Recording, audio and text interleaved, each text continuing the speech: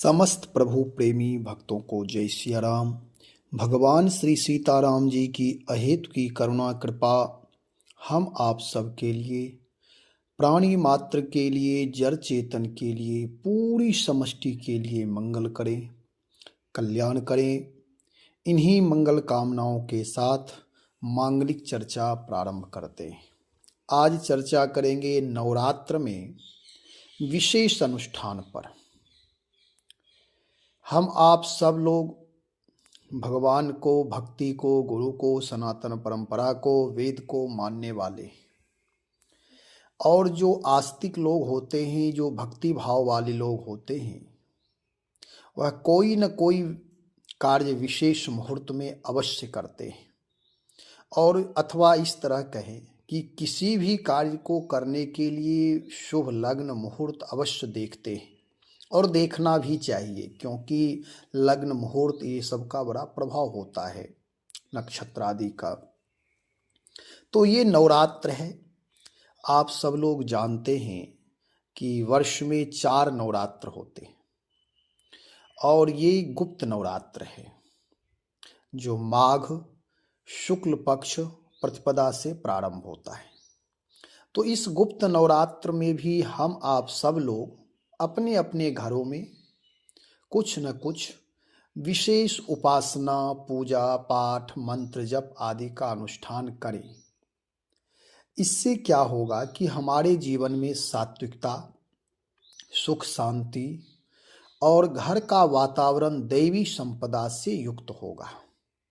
तो आज जो मैं अनुष्ठान बताने जा रहा हूँ, यह अनुष्ठान बहुत ही पावरफुल अनुष्ठान है, शक्तिशाली अनुष्ठान है और यह अनुष्ठान कोई भी कर सकता है। कोई भी, जो लोग भगवान को, भक्ति को, परमात्मा को मानने वाले, धर्म को मानने वाले हैं, तो चाहे वह जिन देवी देवता की उपासना करते हों, उन सब के लिए यह अनुष्ठान है। और इसका लाभ हम आप कहीं बाहर जा कर के नहीं, किसी से करा कर के नहीं, आप स्वयं करें और अपने घर में ही करें। कहीं दूर जाने की आवश्यकता नहीं है, क्योंकि यदि आप कहीं देवालय, शिवालय, कोई मंदिर में जाएंगे तो वहाँ विशेष मुहूर्त में विशेष लोगों का आगमन अथवा सामान्य लोगों की भीड़ होती है और उस भीड़ में कोई एकांतिक अनुष्ठान या कोई विशेष पूजा पाठ उपासना संभव नहीं होता है। उसमें केवल यही रहता है कि एक मन में संतोष हो जाता है कि चलो मैं मंदिर आ गया, देवालय आ गया, शिवालय आ गया।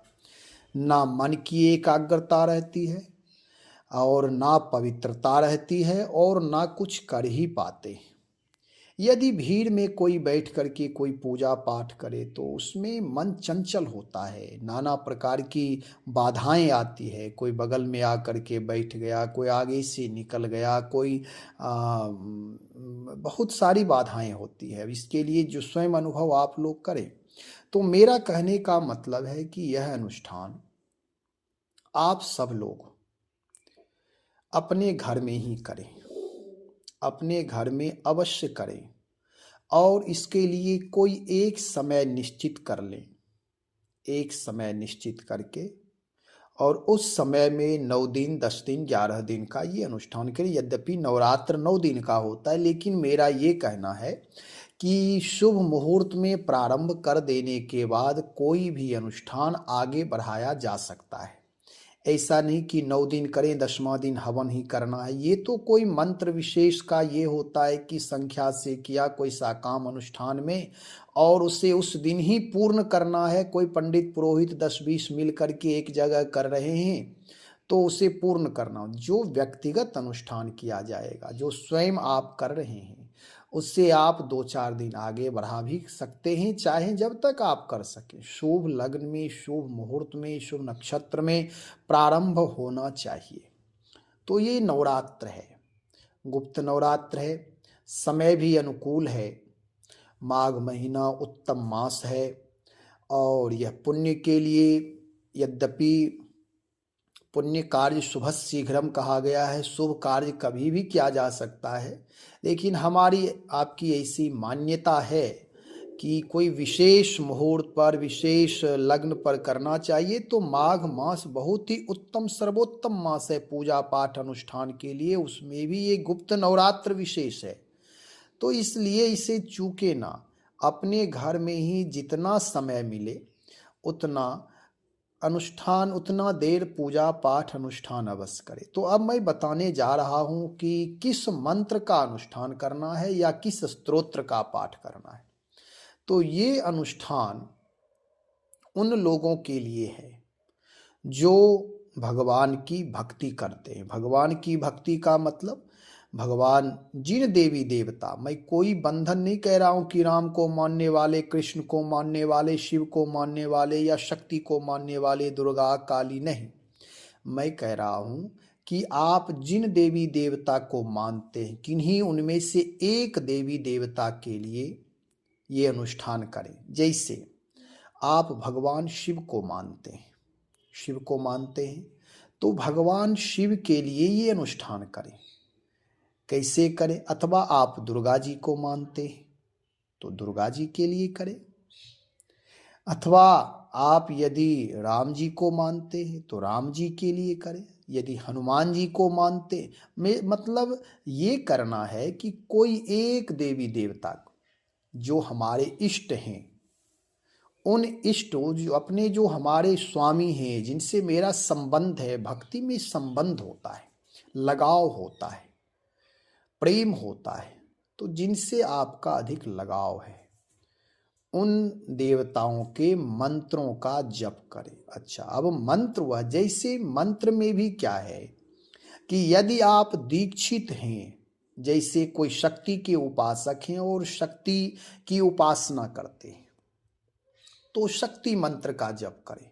लेकिन मेरी दृष्टि में एक ख्याल अवश्य रखें कि ये अनुष्ठान करें तो इसमें कोई भी तमोगुण आहार ना ले। जैसे क्या होता है कि लोग शक्ति की उपासना, माता की उपासना करते हैं, दुर्गा जी, काली जी, भगवती की आराधना करते हैं, लेकिन वह मांस भोग लगाते हैं, मांस खाते हैं, मदिरा पीते हैं, तो ये बिल्कुल सनातन वैदिक धर्म में स्वीकार नहीं है। अथवा भक्ति भाव में, प्रेम मार्ग में, अध्यात्म मार्ग में करुणा है, प्रेम है, वहाँ ये चीज़ स्वीकार नहीं है। ये तो तमोगुणी उपासना हो गई।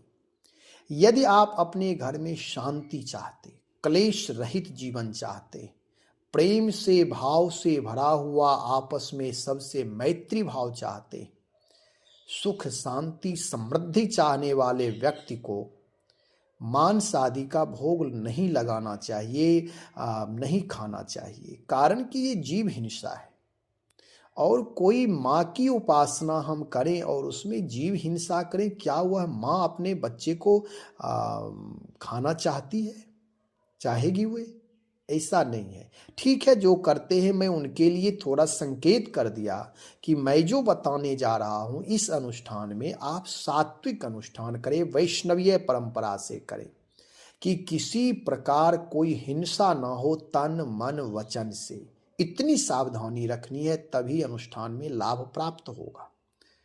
तन मन वचन से किसी को कष्ट ना दें, तन मन वचन से किसी का अपमान ना करें। तो इतना जो सावधानी पूर्वक यदि आप अनुष्ठान करें, तभी अध्यात्म मार्ग अथवा जीवन को आप लाभान्वित कर सकते हैं, जीवन में आप लाभान्वित हो सकते हैं, आह्लाद आनंद की प्राप्ति हो सकती है। तो जैसे आप शक्ति की आराधना करते हैं, तो जो गुरु प्रदत्त मंत्र है, उस मंत्र का जितने अक्षर का मंत्र है उतने माला। जैसे कोई 6 अक्षर का मंत्र है तो 6 माला, जो 12 अक्षर के मंत्र हैं तो 12 माला, जो 24 अक्षर का मंत्र है तो उस 24 माला। कोई एक मंत्र अपने इष्टों के गुरुदेव के द्वारा या जो कोई बताए हैं तो उनके मार्गदर्शन में आप इस अनुष्ठान को करें, अथवा आप अपने घर में करें। लेकिन मेरा कहने का मतलब, जिस मंत्र को आप, जैसे ओम नमः शिवाय आपको जप करना है, तो ओम नमः शिवाय इसे पंचाक्षर मंत्र कहा जाता है। और किसी भी चीज में ओम लगा देने से ऐसी मान्यता है कि ओम पूर्णता की प्रतीक है, परमात्मा का वैदिक नाम है, पूर्ण नाम है, मंत्र बन जाते हैं जिसमें ये जुड़ जाते हैं। तो ओम नमः शिवाय पंचाक्षर मंत्र शायद इसे कहा जाता है। तो कम से कम 5 माला जप करें, 10 माला 20 माला, यदि आपके पास समय है तो अधिक करें। मेरा ये कहना है कि अपने कार्यों की जिम्मेदारी पूर्वक निर्वाह करते हुए तभी कोई व्रत अनुष्ठान करे, नहीं तो आप यदि व्रत अनुष्ठान में उलझन महसूस करेंगे, कोई काम बिगाड़ करके यदि करेंगे तो ये हितकारी नहीं होगा। मानसिक डिप्रेशन में रहेंगे, मानसिक परेशानी बनी रहेगी, क्योंकि करेंगे तो माला जप पूजा पाठ, लेकिन याद आएगा काम। इसलिए दैनिक दिनचर्या आपकी जैसी है वे पूर्ण करके उसी में कोई समय, अपना विशेष समय निकाल करके विशेष अनुष्ठान करें। तो शंकर जी के आप उपासक हैं, भक्त हैं, तो ओम नमः शिवाय मंत्र का जप करें। पंचाक्षर मंत्र है, 5 माला सुबह और 5 माला शाम। मेरे कहने से इसे त्रिकाल संध्या लोग करते हैं, लेकिन आप कम से कम 2 टाइम करें, इसलिए कि विशेष मुहूर्त में जितना अधिक से अधिक लाभ ले सकें। खाना पीना सोना व्यवहार काम तो सब धंधा ये लगा ही रहता है, नित्य करते हैं, लेकिन उसी में समय निकाल कर कम से कम 5 माला सुबह जप कर ले और 5 माला शाम में कर ले। हाँ, ये आपको देखना है कि आपके लिए समय अनुकूल कब पड़ रहा है। आप फलहार करते हैं, अन्न लेते हैं या नहीं लेते, इससे मैं इस पर कोई अड़चन नहीं कर रहा। आप यदि भोजन करते हैं तो सात्विक आहार आप स्वयं लें, कहीं कोई दिक्कत नहीं है। सात्विक आहार जो सबके लिए घर में बना है वे आप ले। हाँ, थोड़ी तमोगुण आहार को स्वीकार ना करें विशेष अनुष्ठान में। सात्विक अनुष्ठान में अपनी प्रकृति, अपने स्वभाव को सात्विक रखने के लिए जहाँ तक बन सके वहाँ तक सात्विकता का पालन भी करना चाहिए। झूठ ना बोले, ब्रह्मचर्य का पालन करें। ब्रह्मचर्य का पालन मतलब विशेष प्रकार के जो नाना प्रकार के भौतिक संसाधनों में जुटे रहते हैं, ब्रह्म का चिंतन ही ब्रह्मचर्य पालन है। मानसिक विकार, मौलिक विकार जो किसी के प्रति ईर्ष्या द्वेष छल कपट, ये व्यभिचार हुआ। मन से विचार, जो व्यर्थ के विचार चल रहे उसे व्यभिचार कहते हैं। और ब्रह्मचर्य क्या है, ब्रह्म विचार क्या है, जो परम तत्व का चिंतन, अपने इष्ट मंत्र का चिंतन, अपने पूजा उपासना का चिंतन, परोपकार का चिंतन जो कर रहे हैं, यह ब्रह्म विचार है। तो उपासना में अपने आप को संयम रखते हुए, वाणी पर संयम, दृष्टि पर संयम, आहार पर संयम, व्यवहार पर संयम, सारे संयम के साथ यह अनुष्ठान करें। और जब अनुष्ठान आप नित्य सुबह में जब बैठते हैं तो अपने भगवान शिव की आराधना करें, जैसे सामान्य पूजा बेलपत्र आदि से करते, बेलपत्र अक्षत ये सब जल चढ़ा करके पूजन करके, और विशेष कर्मकांड कुछ नहीं, लेकिन मन को एकाग्र करके प्रभु के प्रति समर्पण भाव से अनुष्ठान करें। क्योंकि भगवान भाव के भूखे। हमारा आपका होता ये है, जब पूजा पाठ करने बैठते हैं या कोई विशेष अनुष्ठान, तो उसमें नाना प्रकार की बाधाएं आती है और मन भी अधिक चंचल होता है। ऐसा लोग कहते रहते हैं मुझसे, लोग कहते हैं कि महाराज जी बताएं कि जब माला लेकर बैठते हैं तभी मन में नाना प्रकार की बातें आती हैं, और होता भी ऐसा है, बात सही है। इसलिए मन को एकाग्र करना बड़ा कठिन होता है। धीरे धीरे अभ्यास करने से सारे काम होते हैं। तो चित्त की चंचलता को शांत करके अनुष्ठान करें। दूसरी बात यह है, यदि आप अपने इष्ट मंत्रों का जप कर रहे हैं ठीक है, नहीं तो भगवान के, ईश्वर के कोई एक नाम का जप करें। मंत्र उसे मैं कहता हूँ जो, अथवा वही मंत्र होते हैं जो गुरु के द्वारा कान में प्राप्त हुआ है, श्रवण रंध्र में प्राप्त हुआ है, उसे उस मंत्र का जप करें। नहीं, जैसे रामोपासक जो वैष्णव भक्त हैं, उनके जो तारक मंत्र हैं वे गुरु के द्वारा, आचार्य के द्वारा, संत के द्वारा प्राप्त होता है। और नाम तो राम नाम है। तो इसलिए इष्ट मंत्र का जप करें या भगवान नाम का जप करें, बराबर दोनों हैं, किसी में कोई भेदभाव नहीं है। लेकिन मंत्र का जप में विशेष नियम है, और नाम जप भी यदि विशेष नियम से करें तो उसका विशेष लाभ होता है।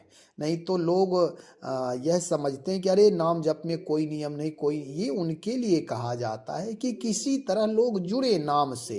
नहीं तो लोग नियम सोच करके डर जाते हैं कि अरे भाई नियम कैसे कर पाएंगे, कैसे करें, इस भाव से डर जाते हैं। तो डरना नहीं है किसी भी कार्य में, आप अपनी भावना के अनुसार जो अनुकूल लगे उस मंत्र का जप करें। अच्छा, इसमें बहुत कुछ मैं बता दिया हूँ। अब थोड़ा संक्षेप में मैं राम नाम पर बता दूं कि जैसे कोई चाहते हैं वैष्णव भक्त कि मैं कौन सी साधना करूं, कौन उपासना करूं, किस मंत्र का जप करूं, किस नाम का जप करूं। तो यदि आप अपने गुरु प्रदत्त मंत्र का जप करते हैं तो ठीक है। यदि गुरु दीक्षा नहीं लिए हैं तो भगवान का नाम सब पावन होता है, और जो कोई जप करते हैं वह भी पवित्र पावन हो जाते हैं। तो श्री राम जय जय राम इस विजय मंत्र का जप करें, 13 माला नित्य जप करें। यदि दोनों टाइम हो जाए सुबह शाम तो 13 माला सुबह 13 माला शाम, और यदि नहीं हो पाए तो जो आपके लिए अनुकूल समय हो। मेरा कोई भी अनुष्ठान पर मैं चर्चा इस तरह करता हूँ कि लोग इसमें जुड़े, लोग यह कार्य करें, नहीं तो इतने नियम हो जाते। यद्यपि नियम का बड़ा लाभ प्राप्त होता है, लेकिन गृह कार्य जिनका जो अपनी दैनिक दिनचर्या जो रूटीन है उसको देखते हुए करें, और बहुत ही सहजता से करें, आनंद से करें। तो मैं संकेत कर दूं थोड़ा, क्योंकि वीडियो बड़ा हो रहा है। 13 माला जप करें, श्री राम जय राम, श्री राम जय जय राम। तो 13 माला इसका नित्य जप करें, दोनों टाइम हो सके, और अपने अनुकूल समय देखें, जिस समय आप एकदम शांत रहते हो, किसी प्रकार कोई परेशानी ना हो, उस समय करें। और इतना तो कर सकते हैं कि अपने घर में जहाँ चित्रपट या जहाँ मंदिर है वहाँ 9 दिन तक अखंड ज्योत यदि संभव हो तो ठीक है, नहीं तो कोई बात नहीं। सुबह शाम दीपक जला दे। प्रकाश स्वरूप है परमात्मा, प्रकाश स्वरूप है, अग्नि है, परमात्मा को अग्नि कहा जाता है, परमात्मा अग्नि स्वरूप है। और ऐसी भावना होती है, शुभम करो तो कल्याणम आरोग्यम सुख संपदम, कि जो दीपक जलाते हैं इससे शुभ होता, कल्याण होता, आरोग्यता की प्राप्ति होती है, तो सुख शांति समृद्धि की प्राप्ति होती है। इसलिए दीपक सुबह शाम दोनों टाइम जला दिया करें, और स्वयं जलाए, अपने बच्चों से भी दीपक जलाए, जिससे कि उनके जीवन में भी दिव्य संस्कार का प्रादुर्भाव हो, भक्ति भाव का प्रादुर्भाव हो, सात्विकता का प्रादुर्भाव हो, उसके दूषित संस्कार नष्ट हों। इसलिए भी अपने बच्चों से भी दिया जलाए, घी का हो, तिल तेल का हो, जो अपनी सुविधा के अनुसार जलाए। तो श्री राम जय जय राम 13 अक्षर का मंत्र, 13 अक्षर का मंत्र है, 13 माला इसका जप करें। सुबह शाम दोनों टाइम हो तो और उत्तम, नहीं तो एक टाइम भी करें। परमात्मा की अहेतु की कृपा से अवश्य लाभ प्राप्त होगा। इस समय का विशेष समय पर विशेष अनुष्ठान करने का लाभ ही कुछ और है। और यदि लाभ नहीं मिला, मान लें लाभ तो मिलेगा, नहीं मिला तो आपका क्या लिया, समय का सदुपयोग तो हुआ। इसलिए सात्विकता जीवन में बना कर रखें, और कोई भी नियम व्यर्थ नहीं होता है। किया हुआ प्रयत्न जिस क्षेत्र में जो व्यक्ति करता है वह व्यर्थ नहीं होता है, आज नहीं तो कल अवश्य प्राप्त होता है। तो कोई भी कार्य तत्क्षण लाभ नहीं देता है। जैसे कोई ऐसा, जैसे आग में हाथ डालेंगे अभी जल जाएगा, लेकिन कोई विद्यार्थी आज पढ़े और कल परीक्षा में जाकर के बैठ जाए तो सफल हो जाएगा, ऐसा संभव नहीं होता है। तो हर चीज हर जगह के अलग अलग पहलू होते हैं। तो इसलिए अनुष्ठान अवश्य करें, स्वयं करिए, अन्य लोगों को भी प्रेरित करके आप जोड़िए भगवान से, भक्ति से, संत से, गुरु से, आचार्य से अवश्य करें, इससे परम लाभ होता है। कहने का तात्पर्य है कि कोई न कोई अनुष्ठान अपने जीवन में दैवी आराधना, दैवी उपासना करते रहना चाहिए। इससे जीवन आध्यात्मिक बनता है, भक्ति भाव से परिपूर्ण होता है। इसलिए अपने जीवन को उत्कृष्ट बनाएं, राम रामायण से जुड़ें, नाम का जप करें, मंत्र जप करें, जो भी आपके लिए अनुकूल। मुझे लगता है कि मैं बहुत कुछ चर्चा कर चुका हूँ इस अनुष्ठान के लिए, तो यह अनुष्ठान अवश्य करें। जो कुछ भूल हुई होगी तो हो ही जाता है, क्या है कि मैं लिख करके देख करके तो बोलता नहीं हूँ, मौलिक चिंतन के आधार पर बताता हूँ। तो इस अनुष्ठान को करें, नवरात्र को खाली न जाने दें, स्वयं करिए, अपने बच्चों से भी कुछ न कुछ विशेष कार्य करवाएं। श्री राम जय राम, जय जय राम, श्री राम जय राम, जय जय राम।